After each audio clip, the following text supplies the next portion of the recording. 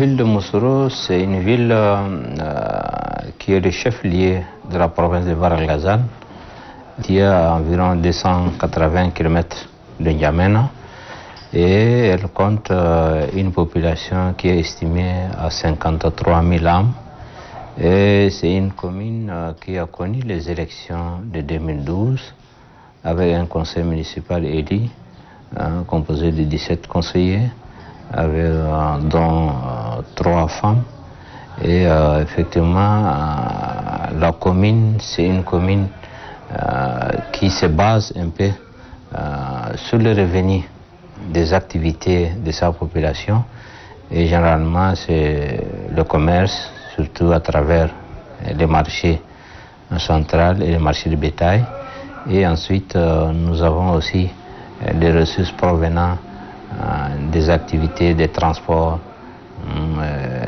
aussi des transactions immobilières, etc., etc. Et aussi les recettes rétrocédées par des services des impôts de l'État en faveur de la commune. Donc voilà, grosso modo, la commune de Moussoro. Et en termes de population, c'est une population cosmopolite où toutes les couches du pays y résident.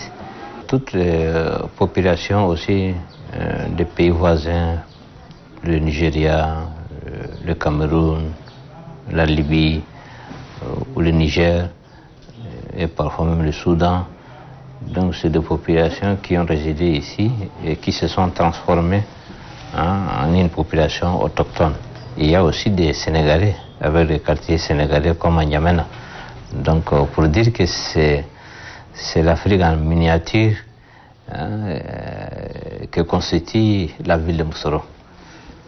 Plutôt effectivement, aujourd'hui quand il parle des quartiers sénégalais par exemple, vraiment parmi les souches qui ont constitué ces quartiers, c'est pas facile. Ils ne représentent même pas 1%. Mais la référence est restée. La référence est restée, mais cela ne dit pas que c'est une population uniquement des Sénégalais aujourd'hui. C'est un mélange total. C'est un mélange total parce que c'est des quartiers qui sont aussi restés tout près presque même du marché. Donc si c'est le marché, c'est les centres commerciaux, c'est la convoitise de tout le monde. Donc chaque personne qui a vraiment des intentions économiques, il vient s'installer tout autour de ces quartiers. Donc ce qui fait qu'aujourd'hui, vous ne pouvez pas trouver les gens qui ont fondé les quartiers. Ils ne sont pas là. Même leurs progénitures, en grande partie des gens qui ont migré. Donc aujourd'hui, le visage de ces quartiers, ce n'est pas la même chose qu'autrefois. Donc pour dire qu'il n'y a pas du tout de problème lié au nom qui peut être vraiment ou compromettre une cohabitation pacifique. Les gens vivent en symbiose ensemble. Effectivement, le problème d'eau et d'électricité est là.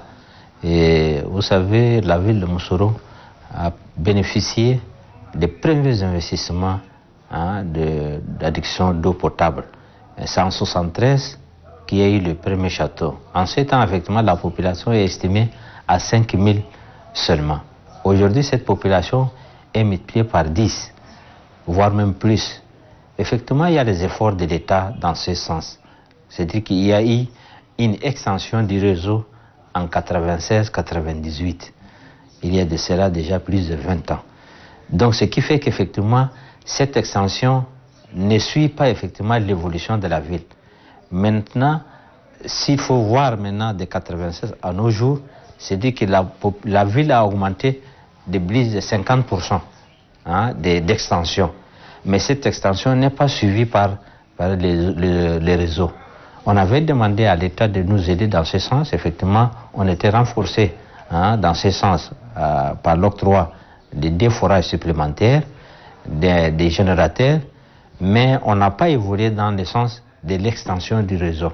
Ce qui fait qu'effectivement, en périphérie, les gens ont des problèmes d'eau. Conscient de cette situation, nous, effectivement, on avait fait au niveau de la commune des efforts pour pouvoir maintenant multiplier des pompes à motricité humaine.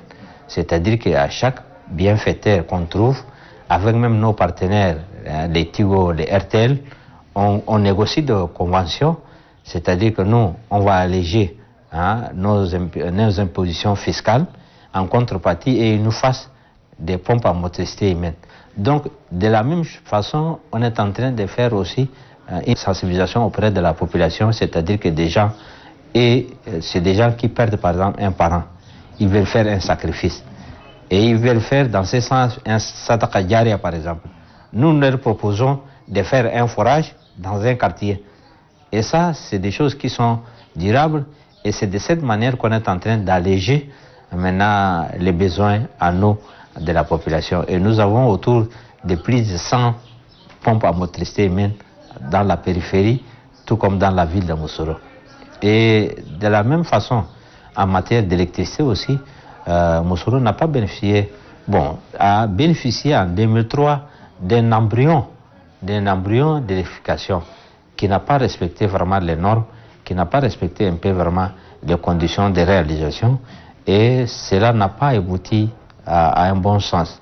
On l'avait délaissé, on avait laissé en la charge à une entreprise de nos IS qui maintenant qui fait les centrales de Mongo et de Dati.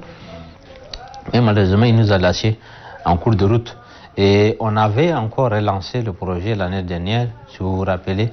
On a eu à quand même mettre la première pierre d'une centrale électrique. Mais malheureusement, ça n'a pas avancé jusqu'à présent. Donc on a mis la pierre, mais ça n'a pas évolué. Donc dans ce sens, comme on attend un projet imminent d'électrification, nous on avait déjà anticipé avec la population pour faire quand même les intéresser à l'électricité. C'est-à-dire qu'on a permis à des individus de pouvoir électrifier un petit rayon avec les groupes Jandong, avec d'autres groupes. Nous, on réduit les taxes. On leur permet d'utiliser notre riz. Et ils distribuent l'électricité. De cette manière, on avait fait de telle sorte que la population est aujourd'hui dépendante de l'électricité.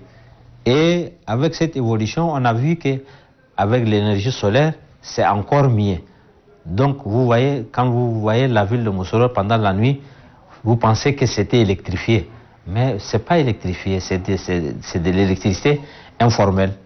Donc, on avait fait de telle sorte qu'on a sensibilisé les gens à pouvoir prendre des lampes solaires qui s'allument de manière automatique le soir et s'éteignent au rayonnement du soleil le matin.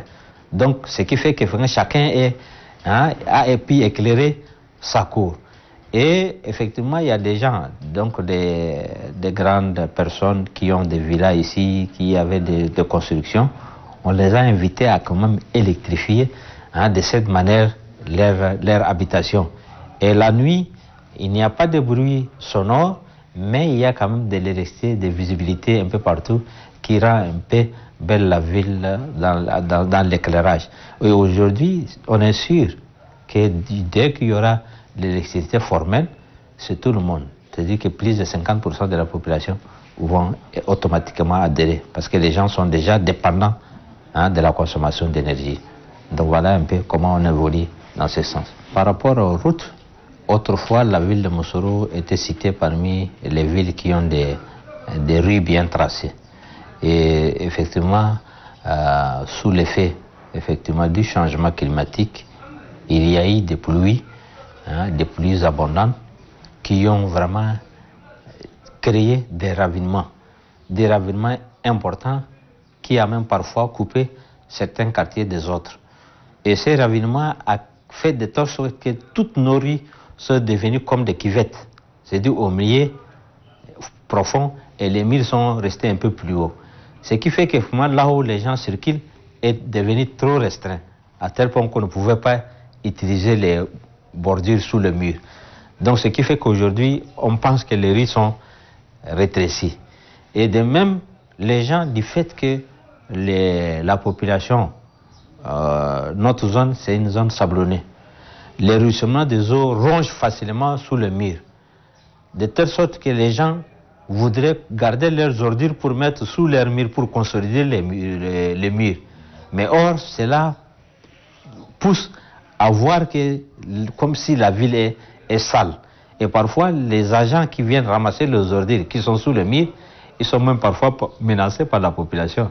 Parce que comme si on est en train de, d'exposer leurs murs en voulant ramasser tout ce qu'ils ont mis comme remblai sous le mur. Donc cette situation est là et nous faisons de telle sorte qu'avec l'appui de nos partenaires, on a pu quand même aménager certaines rues en les remblayant pour les rendre déjà praticables. On avait enrayé même presque ces ravinements et en contrepartie pour lutter contre ces événements-là, on avait déjà commencé des travaux, des caniveaux pour maintenant permettre de faire partir cette eau sans risque possible d'écroulement des murs. Donc voilà un peu comment on évolue. Et effectivement, nous avons des promesses des plus hautes autorités de pouvoir vraiment faire une voirie urbaine d'environ 15 à 20 km à l'intérieur de la ville. C'est un projet attendu aussi à la route nationale qui doit faire Massakori-Moussoro. En termes d'effectifs, effectivement, nous sommes avec une soixantaine d'agents, c'est-à-dire tous les services confondus. Et Dieu merci, pour le moment, nous ne connaissons pas les mêmes problèmes que nos autres communes sœurs. Nous évoluons avec nos possibilités. Et cette possibilité, c'est effectivement compter sur nos propres moyens. Et en termes d'équipement, quand même, nous avons quand même les minimums qu'on peut avoir dans une commune pareille qui a autour de 200 millions de budget par an. Et Dieu merci, nous avons des petits matériels ou bien même des matériels de travaux qu'on a eu à quand même être appuyé par un projet Pamelo GIZ qui nous a donné un tractopelle et qui nous a rendu suffisamment de services. En dehors de ça, quand même, nous avons hérité d'une commune avec 0 moyen de déplacement, c'est-à-dire qu'aucun engin, mais aujourd'hui quand même nous sommes avec presque 8 véhicules, et des véhicules de ramassage des ordures, des véhicules de travaux et aussi des véhicules de liaison. Donc on s'est dit que quand même Dieu merci, et nous tendons encore à évoluer dans ce sens pour que vraiment nous laissons un héritage qui peut être vraiment salutaire pour les uns et les autres, et puisque nous sommes redevables face à la population dans ce sens. Le marché, c'est des patrimoines de la commune. Et nous avons effectivement le marché central. C'est un vieux marché, c'est-à-dire qui a été créé avec le fondement même de la ville de Moussoro. Aujourd'hui, c'est saturé. C'est saturé à tel point que les gens veulent toujours grignoter sur la rue. Et c'est un problème qu'au niveau, le jour du marché hebdomadaire, le jeudi ou le vendredi, l'embouteillage est total. Tout ça parce qu'effectivement, c'est un petit marché qui a été créé lorsque la population était à 5 000. Aujourd'hui, on est à 50 000 et plus. C'est raisonnable qu'il y ait embouteillage. Effectivement, dans ce sens, l'État nous a quand même appuyé à nous octroyant un nouveau marché moderne, dont les chantiers qui, d'un moment à l'autre, doit commencer. L'entreprise est déjà sur place et de ces marchés va commencer. Et parallèlement à ça, pour décongestionner un peu les marchés, nous avons multiplié aussi des petits marchés de quartier. Et ce matin, effectivement, on est en train de faire un petit marché de quartier à Waditala pour pouvoir vraiment décongestionner les marchés, parce que les marchés se remplissent et les gens viennent occuper les terrains municipaux les jours du marché, les jeudis et les vendredis. Tout ça parce qu'effectivement, il n'y a pas de la place. Et les marchands sont devenus nombreux. Et dans sa gestion, nous avons aussi un comité composé uniquement des gens du marché. Et nous appuyons avec les services de sécurité, les services de voirie, pour leur permettre quand même faire leur marché dans la sécurité et la tranquillité. Donc nous intervenons les jeudis pour pouvoir vraiment ouvrir un peu les passages, et en même temps on conseille aux marchands de pouvoir vraiment garder leurs marchandises un peu à l'intérieur de leur magasin pour ne pas vraiment exposer dehors, empêcher la circulation. Donc en tout cas on évolue dans l'entente. Au niveau du marché des bétail, c'est aussi un marché qui fait partie du patrimoine de la commune. Et au niveau du marché aussi, il y a déjà un comité de gestion qui doit veiller à l'entretien et au renouvellement même des infrastructures qui se dégradent. Alors dans ce sens, effectivement, nous intervenons pour pouvoir vraiment les appuyer de temps en temps, parce qu'on appuie en leur faisant un peu d'adduction d'eau. On venait de faire cette année un équipement solaire pour pouvoir vraiment pomper l'eau avec seulement l'énergie solaire. Et on avait intervenu cette année pour vraiment évacuer aussi les sables qui envoyaient, qui engloutissaient la clôture. Tout ça, c'était cette année. Et avec le comité, effectivement, on essaie de se partager les charges pour réduire un peu les dégradations au niveau de ces marchés de bétail. Et en tout cas, on évolue en symbiose et nous faisons aussi nos recettes. Le comité de gestion fait aussi ses recettes et l'État, à travers l'impôt, fait aussi ses recettes pour que vraiment chacun puisse vraiment tirer sa partie au niveau de ces marchés. Donc voilà un peu comment on évolue et comment on gère ces marchés. Nous avons beaucoup d'ambition sur le plan social, surtout en termes d'école, parce que la population urbaine a grandi et les enfants sont nombreux dans les salles de classe. Nous voudrions, avec nos partenaires, avec l'État, pouvoir vraiment augmenter les salles de classe pour permettre de respecter les normes de 50 élèves par salle. Et si possible, les doter de mobilier, surtout les tables bancs, pour leur permettre de, quand même d'évoluer dans un sens vraiment d'une éducation de qualité. Et effectivement, nous accompagnons la politique de l'État dans le cadre de la sensibilisation. Donc, nous essayons de mener des sensibilisations pour permettre la scolarisation et surtout des filles, pour vraiment permettre à ces filles-là d'évoluer. Et sur le plan sanitaire, effectivement, nous avons aussi au départ un seul centre de santé, mais on avait déjà plaidé auprès du gouvernement pour avoir un second centre de santé urbain et nous avons en projet des autres pour nous permettre quand même d'avoir un accès facile à la population au niveau du service de santé.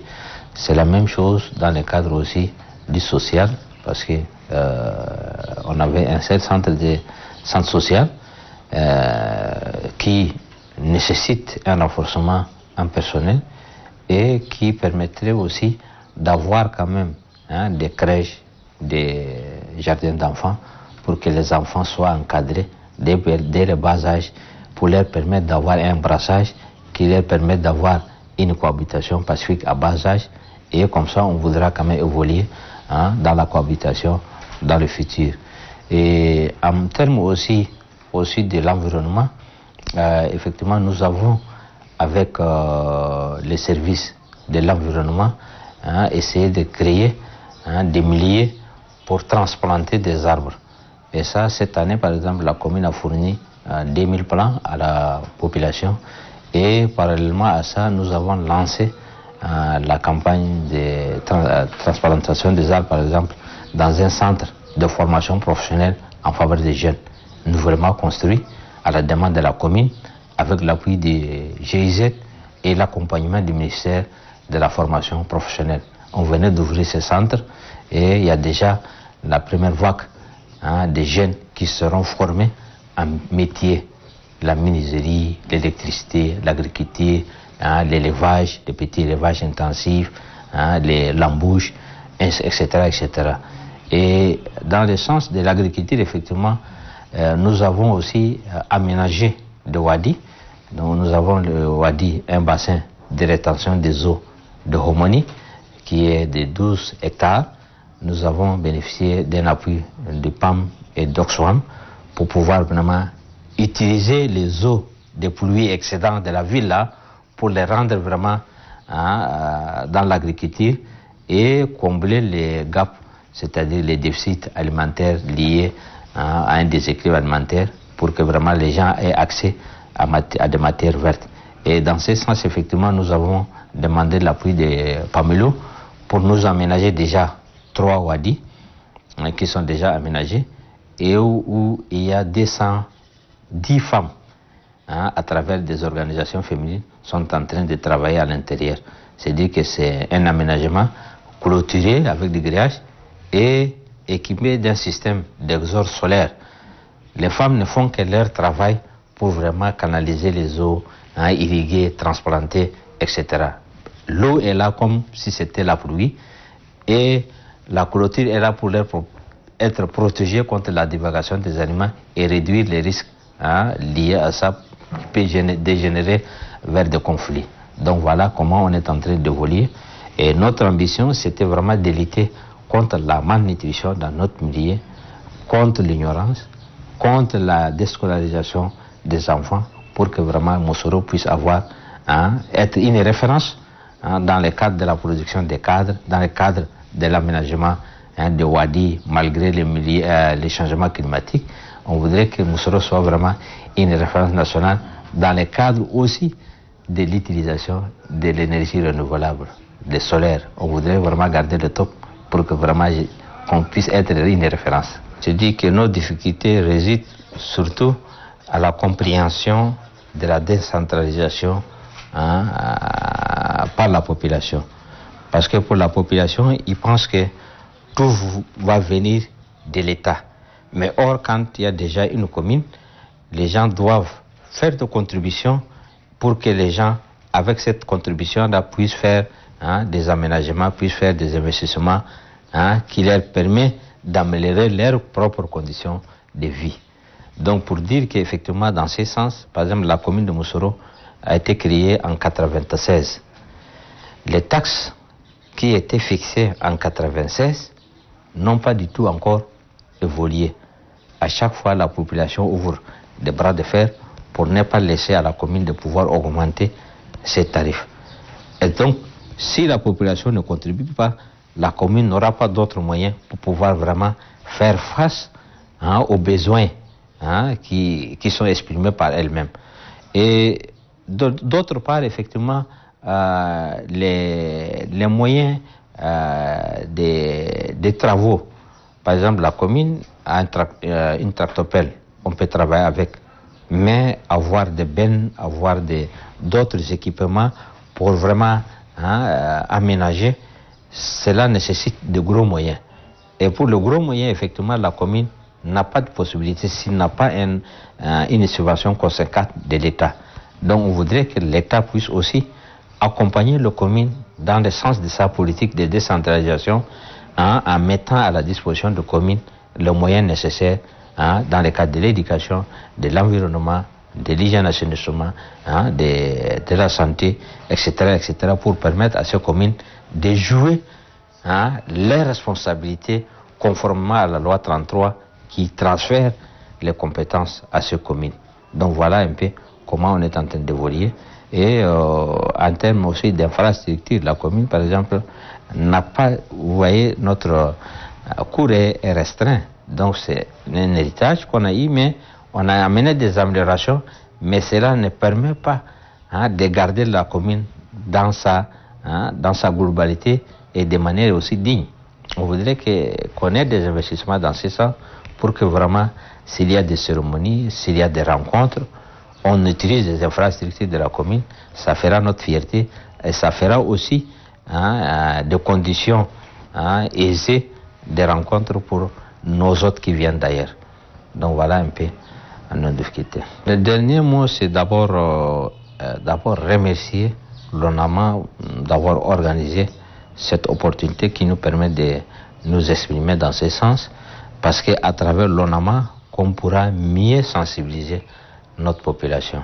Parce que la population doit soit voir, soit écouter pour changer de comportement. Et ce comportement ne peut être transféré, c'est-à-dire que seulement à travers les images, à travers les interviews. Dans ce sens, on aimerait vous encourager encore à faire davantage pour vraiment porter nos voix. Et le second, c'est qu'effectivement, je voudrais quand même demander à toute la population tchadienne en général et celle de la commune en particulier, il n'y a rien de plus intéressant en dehors de la paix. C'est-à-dire la paix, on doit vraiment à tout prix, à tout moment, en tout lieu, nous devons les cultiver. Pour cultiver, c'est-à-dire que c'est d'être en symbiose avec ton voisin, avec ton proche, avec la personne avec qui tu as toujours des échanges, et comme ça, on arrive à se comprendre, on pourra aboutir à nos objectifs. Sans cela, on ne pouvait pas garder cet héritage d'une stabilité, de paix que vraiment le maréchal nous a laissé, et sans cela, on ne pourra pas évoluer. Donc nous encourageons vraiment les hautes autorités de la transition dans ce sens, d'avoir gardé ce sens des responsabilités et nous conduire, parce que tous les Tchadiens étaient inquiets, même l'Afrique était inquiet, mais aujourd'hui, Dieu merci, on est en train d'évoluer dans la paix. Et cette paix-là doit être conservée par tous les Tchadiens, et plus particulièrement par la population de la commune de Moussourawa à travers la cohabitation pacifique. Donc voilà un peu mon dernier mot.